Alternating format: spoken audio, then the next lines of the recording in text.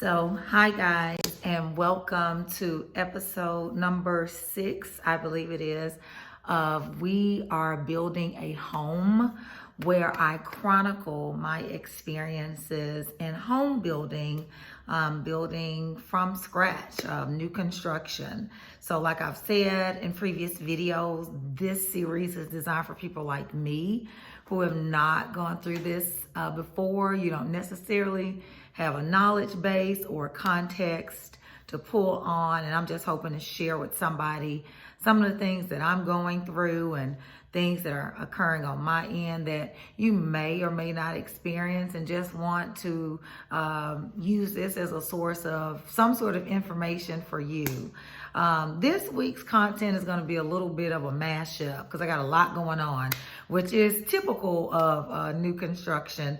Like, you go through these periods where it's nothing happening, then it's so much happening, and all of that. So a couple of weeks ago, I had the opportunity to go to the pre-construction meeting with my builder, and in that meeting, he gave me a couple of timelines for when installation will go in, sheetrock, and then things like that.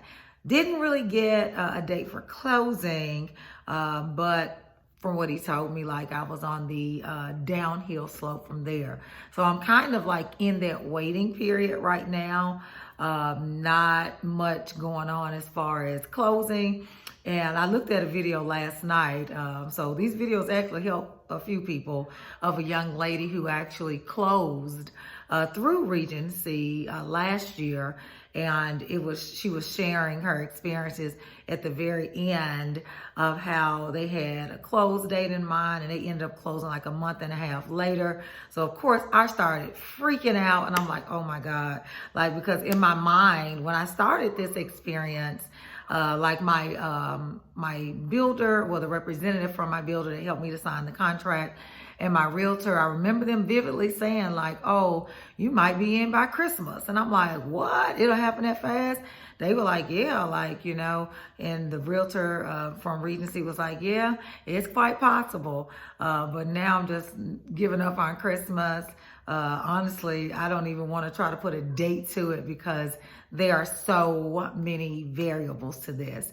And so, like, that's the first thing I just really wanted to share in this vlog, is like, just be patient, but at the same time, just be realistic about like what could happen. In my mind, it's like such a linear process that I'm not understanding, like all of the stuff, the intricacies that are going on in the interim. But it's like, yeah, I'm here, I'm stuck. Can't really do much else. And like, yeah.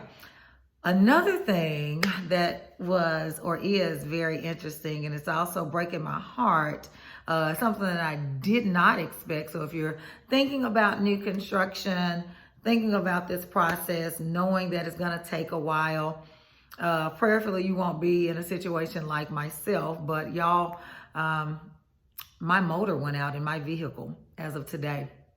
Took it to the dealership. The young lady told me that it's going to take at least 3 weeks to get it diagnosed. And if it turns out to be something covered under warranty, because I have a lifetime warranty on my engine, it's going to take another 4 weeks at least to order it, get the warranty approved. So 4 and 3 is 7. That's 7 weeks without a vehicle. 7 weeks that I have to now come out of pocket, or maybe a chunk of that. So I would say at least a month that I have to come out of pocket to get a rental car, because if it is something covered under rental, they will give me a rental once that gets clear, but that's like a month away. And that's really impacting my budget. Like, so when I applied for the loan, I showed them, this is how much I have in a bank. This is how much I'm actively saving. This is how much I anticipate having at close. And they documented all of that. So now I'm freaking out, because not only do I not have that amount anymore, it's about to go down some more, because I got to pay for a rental. And I just, my rental next week, I thought it was just going to be like a 1 week process, was like $700. But then after I found that out from the dealership, the rental to get me through to Christmas break, because I work at a school, is going to be $1,600.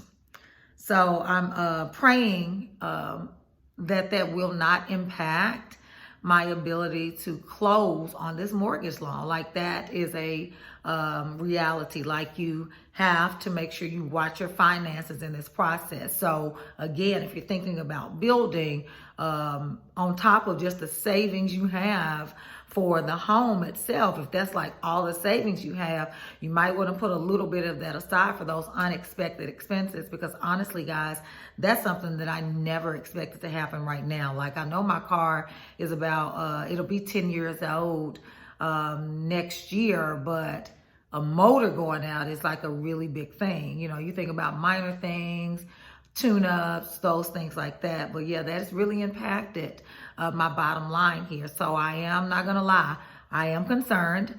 I've reached out to my lender. He and I have talked about doing a couple of things to maybe supplement that lack that I'm now going to have. One of them being pulling from my retirement, which I'm not a fan of, because anybody who knows me knows that I am anxiously awaiting retirement, and I need all my money for retirement, because once I retire, I ain't going back.